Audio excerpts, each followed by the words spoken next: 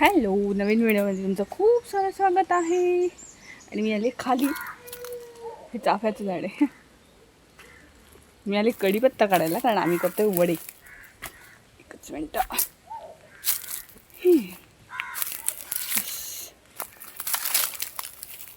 कढीपत्ता कढीपत्ता कढीपत्ता मी कालच्या व्हिडिओमध्ये तुम्हाला दाखवलं तसं इथे ॲक्च्युली भीती वाटते, काहीतरी असण्याची शक्यता आहे. मग मी थांबा, कॅमेरा बंद करते, बॅकला दाखवते. कोवळा कोवळाच घेते, नाही वास चांगला लागतो.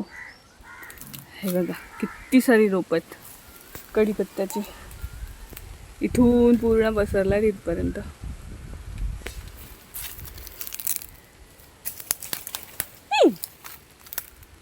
भीती वाटते काहीतरी असण्याची.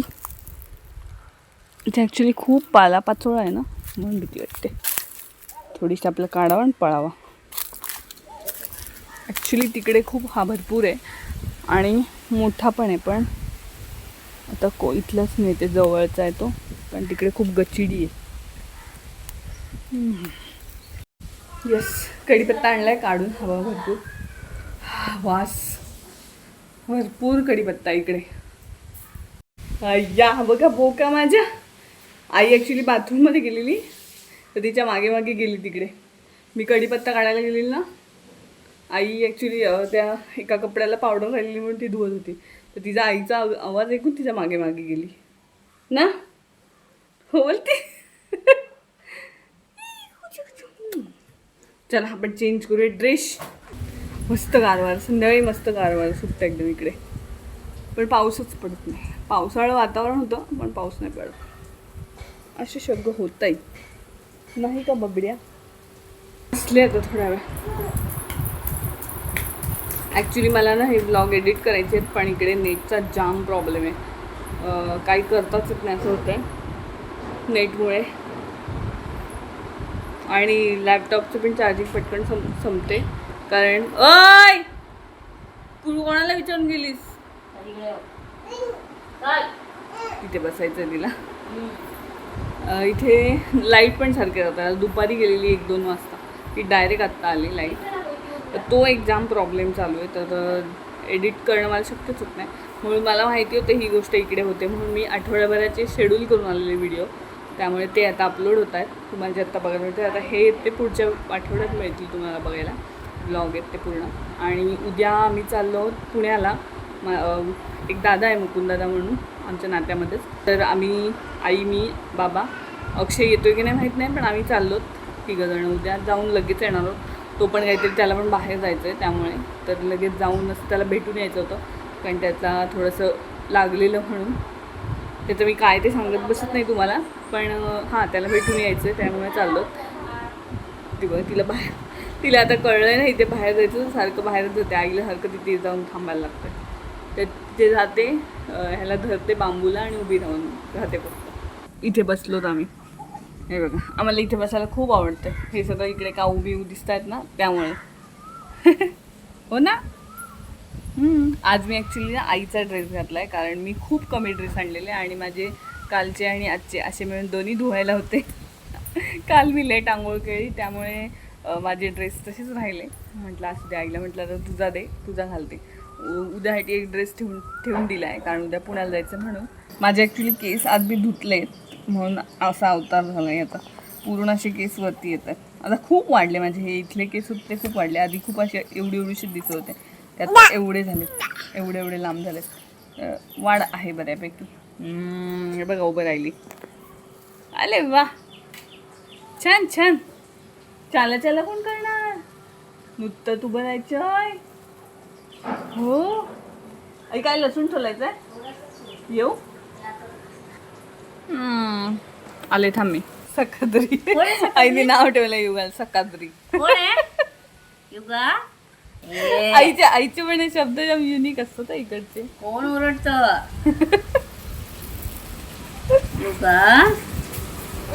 कोण ओरडत. आम्ही उलटा वडापाव बनवतोय. त्याचा नवीन प्रकार निघाला, तो कोणाला माहिती असेल का नाही माहिती नाही, पण ब्रेडचा बनवतात. आतमध्ये ब्रेड असतं, त्यात चटण्या वगैरे असतात, आणि वरून भाजी लावायची असते आणि मग तळायचा असतो. मग पावची काही गरज पडत नाही, डायरेक्ट खाता येतो.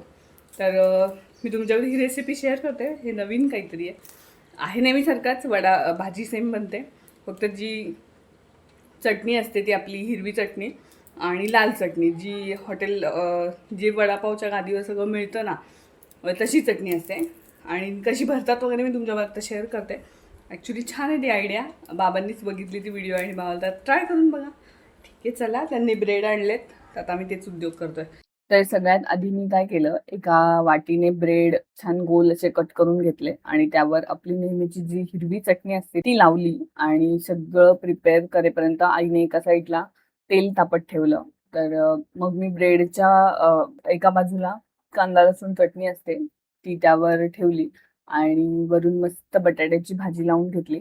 पण हे सगळं करताना माझ्या लक्षात आलं, जर आपण अख्खा ब्रेड वापरला तर वडापाव खूप मोठा होईल, म्हणून मग त्याचे 4 तुकडे करून घेतले.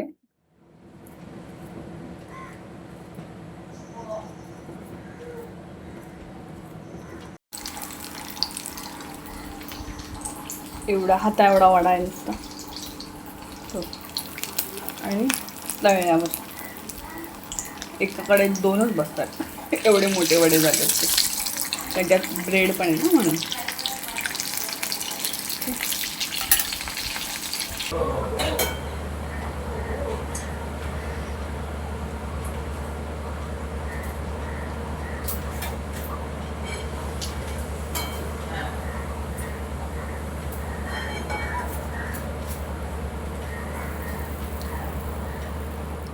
हा गरमागरम वडापाव बनवून झाल्यावर बाबा आणि अक्षय पटापट खाऊन घेतलं त्यांनी.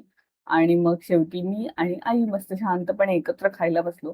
खूप दिवसांनी आम्ही दोघी इतकं शांत आणि निवांत बसलो आणि आमच्यात खूप छान गप्पा रंगल्या.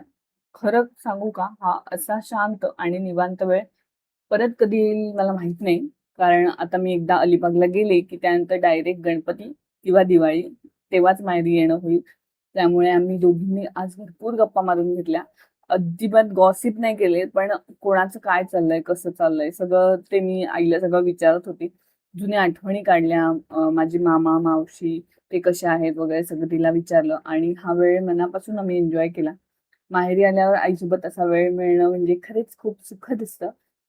मंजिरी आल्यावर सुद्धा आम्ही खूप अशाच गप्पा मारल्या, पण तेव्हा मी व्लॉग केला नाही. तर आता थेट भेटतो आपण पुढच्या दिवशी, नेक्स्ट डेला. आम्ही निघालोय थेट पुण्यात जायला. जसं की मी काल तुम्हाला म्हटलं की आम्ही लवकर निघणार आहोत आणि अगदी तसंच सकाळी 6:30च्या सुमारास आम्ही बाहेर पडलो. सकाळची वेळ असल्यामुळे रस्त्यावर अजिबात ट्रॅफिक नव्हती. रस्ता एकदम मोकळा मिळाला आम्हाला. तर आता पुढचा व्हिडिओ मी थेट पुण्यात मुकुंदाच्या घरी आल्यावर बनवतेय. युगाला ज्याने कडेवर घेतलाय तो आहे दादा आणि ही आहे ती वहिनी आहे.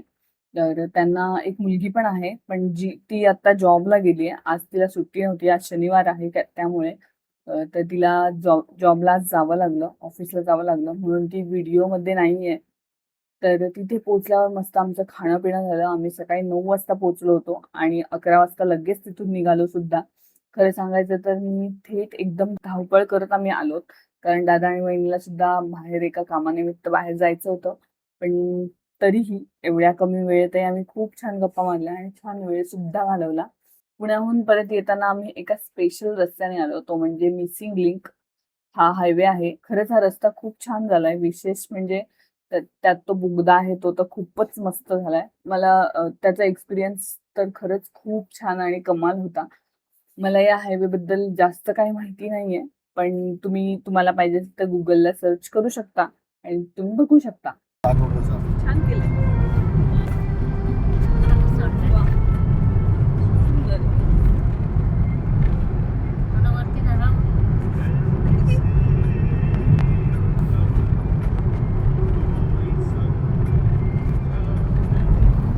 काय याचं नाव होतं? मिसिंग लेन.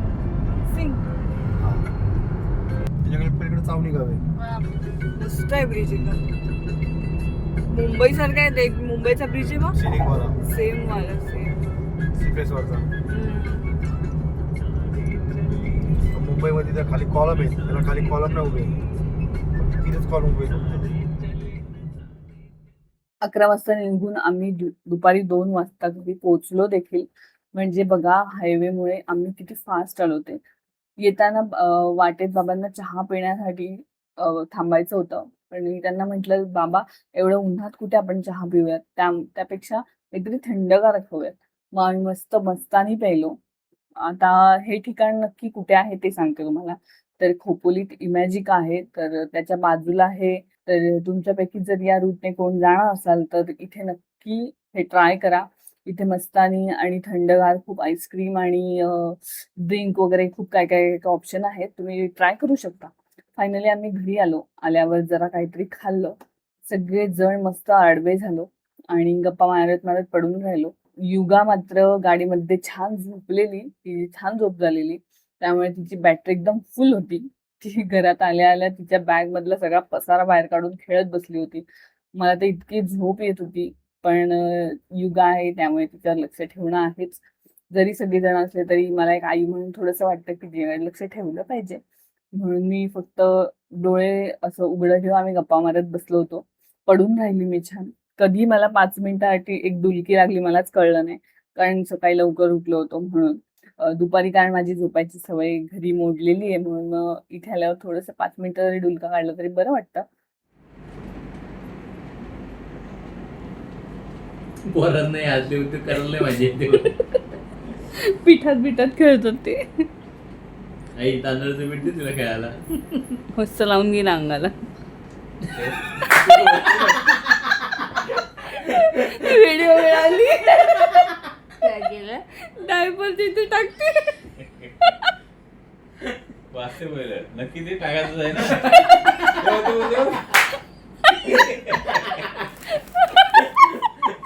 डरनी बोल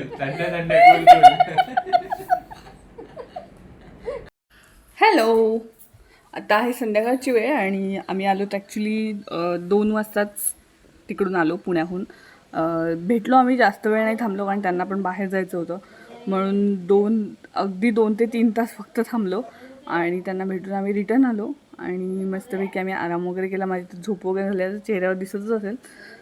काही आल्यावर चेंज बिन नाही केले, मीच एकटीने कपडे चेंज नाही केले. बाकी सगळ्यांची झाली. आता युगाला आंघोळ घालते मी मस्तपैकी. सकाळी पण घातलेली पण आता जरा फ्रेश करते तिला. आणि युगा आणि आई बसली आत्ता तिथे बाहेर त्या गॅलरीत. युगाला सारखं तिथे बसून सगळं बघायला लागतं म्हणून. आणि हां, अजून एक सांगायचं राहिलं. आता मला झालं 4-5 दिवस पूर्ण कंप्लीट झाले तिथे येऊन. तर उद्या संकल्प मला घ्यायला येतो आहे. आम्ही चाललो आता परत अलिबागला. 2 व्लॉग तुम्हाला बघायला मिळाले. इथे जेवढं मी एन्जॉय केलं तेवढं मी तुमच्यासोबत शेअर केलं आहे. आणि तर कंटिन्यू व्लॉग मी आता अलिबागला करेल. पुढचा नेक्स्ट व्लॉग असेल तो आता अलिबागचा असेल डायरेक्ट. तर भेटूयाच आता पुढच्या व्लॉगमध्ये. तुम्हाला हा व्लॉग कसा वाटला, काय वाटला मला नक्की कमेंटमध्ये सांगा. आणि माझं घर इथलं कसं वाटलं तुम्हाला कमेंटमध्ये नक्की सांगा मला. आणि बाकी अपडेट मी देत राहील. Bye bye.